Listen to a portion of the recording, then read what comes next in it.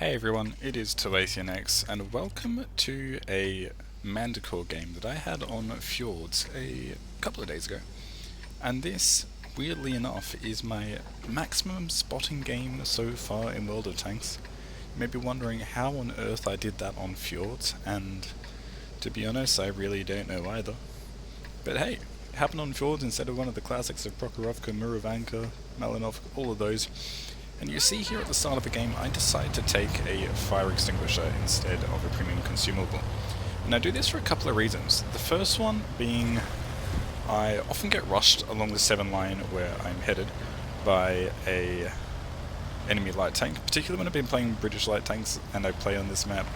I seem to constantly get rushed by AMX 13105s, T49s, Sheridans with dirt guns, that sort of thing. And I get set on fire with the very first shot that hits my tank more often than not. So where I'm going is I'm going to sit in this bush up here.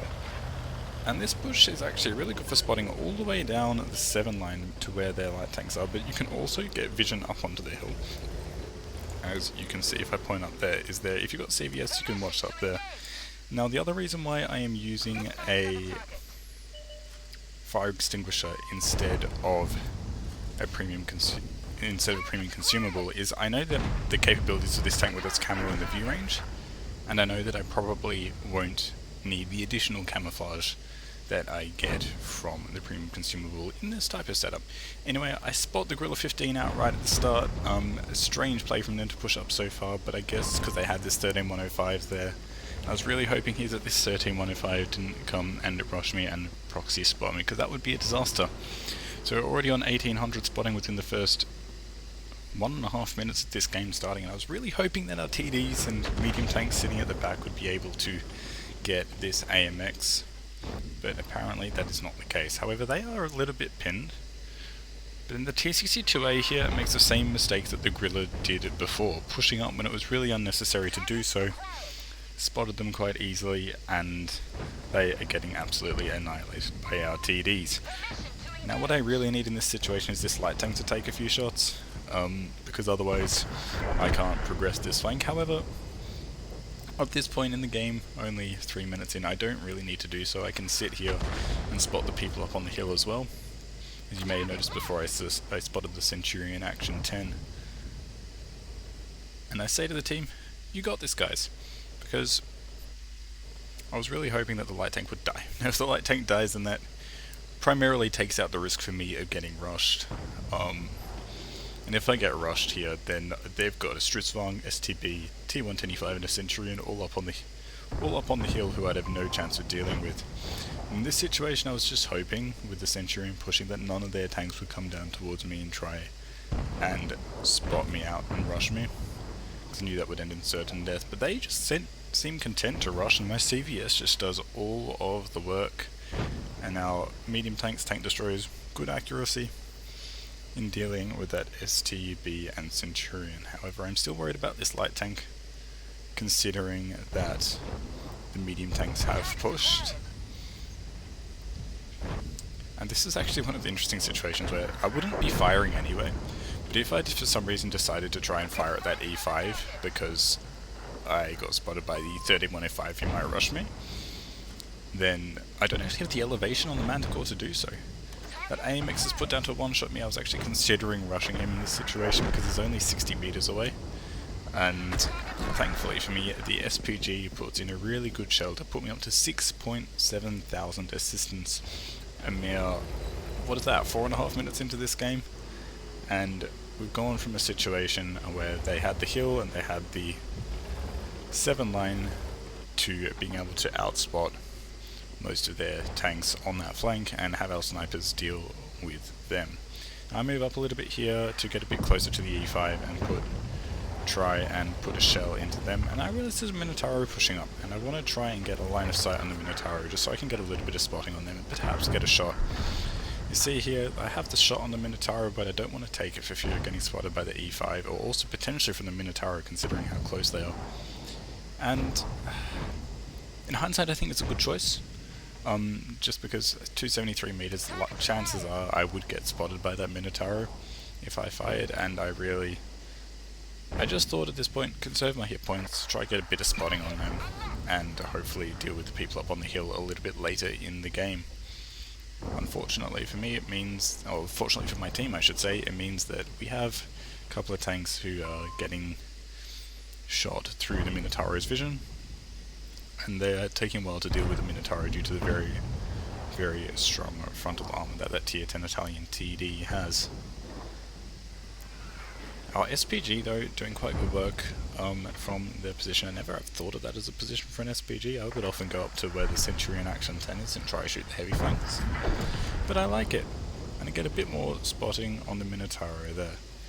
At this point, I haven't even fired a shot, up to 7,100 assistance, which is probably actually getting pretty close to an assistance record for me. I think I've done probably around 8 or 9k on Prokhorovka before.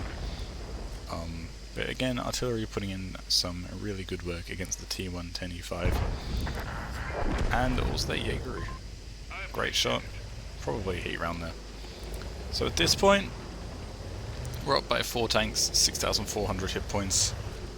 And I spot yet another Grilla 15 pushing up the 7 line. Who knows why, but hey. Thanks for donating your hit points, Grilla. I will gladly take that spotting damage from you right there. Now the Centurion pings up there, I reckon they're probably pinging the Stritzvong, but right now I'm just keeping this Grilla 15 perma-spotted because there isn't really much more I need to do. I asked the team to try to shoot the Grilla, because if they shoot the Grilla then I can move from here and spot the Stritzvong, and this Grilla right now is a 50-50 one-shot for me. So there is a possibility as well that I could try and rush them. And I say to the team almost 10,000 spotting, 9.2 is rather good, but at this point with the number of tanks left I thought, probably not going to happen. So I load an HE round for the Grilla just to guarantee the damage, because this tank does actually have quite nice high explosive with 60mm of pen and 480 damage. Fortunately, don't need it, and kill them for 31, securing my first damage and first kill for the game, as well as 9,600 assistance. And again, I thought, well, probably not going to get any more spotting, let's try rush in, do some damage, ask these medium tanks to help me rush the Stritzvong, and hopefully we can clean this game off. But as you might notice, this has actually become a lot closer. We were up 4 tanks and almost 6,000 hit points before, but now we are down to only a 1,000 hit point lead and 1 tank advantage. And I'm getting shot by the Centurion in the middle, but thankfully due to the awesome power to weight ratio of the Manticore, I managed to get out of harm's way relatively quickly. Now this Stritzvong is making an interesting play running away. I managed to put a nice shot into their side. If I was them, I'd probably just try and sit up on that ridgeline where they are now and hold it, but I don't know, there's not much you can do. So I was hoping I'd get up here and put another shot into the side, had a green reticle, but just fire a little bit too late and they turn their armor in, so I bounce off the tier 10 Swedish tank destroyer, and unfortunately our Centurion Action 10 gets killed by their Centurion who was sitting in the middle. And here you'll see my brilliant driving in this game. Please ignore that. Yeah, my driving skills here aren't the best. It's okay as long as I don't play an EBR. Oh, Stritzvong appears and I snapshot them. I'm not actually sure exactly where that shell went, but I saw the green reticle, so I took the shot.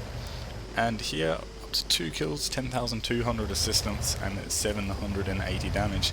And I'm loading an HE round to go after the artillery.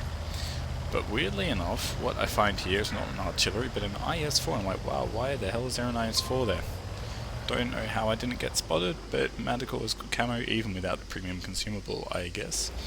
So here I'm just going to switch to a gold round to make sure I can confirm the kill on the IS-4, and that artillery goes and abandons game, and I hate it when they do that because less XP for everyone. So I just take a moment to tell the team to report them. I report them myself for unsportsmanlike conduct and also add them to my blacklist before going after this IS-4. I can take a shot if I need to.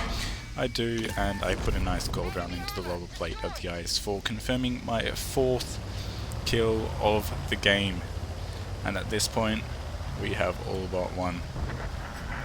Just one Centurion Action 10 with 40 health left, and I have 1,100 damage, 3 kills, and 10,200 assisting damage.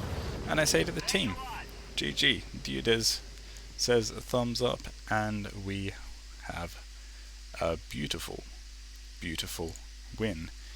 Now looking at the post-game stats, you can see that somehow I only managed to get a class 1 for my 10,741 assisting damage, which was an extra 500 from what we saw in-game due to blind assistance, and also my 1,100 damage and 3 kills. However, I do get a patrol GD, which is unsurprising considering that.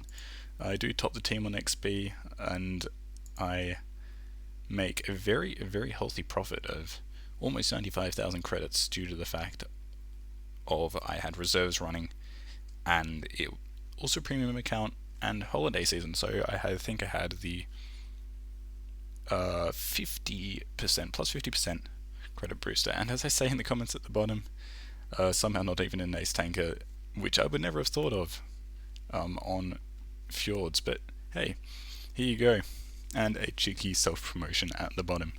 Anyway, that is it for today. That was my current highest assistance game in World of Tanks.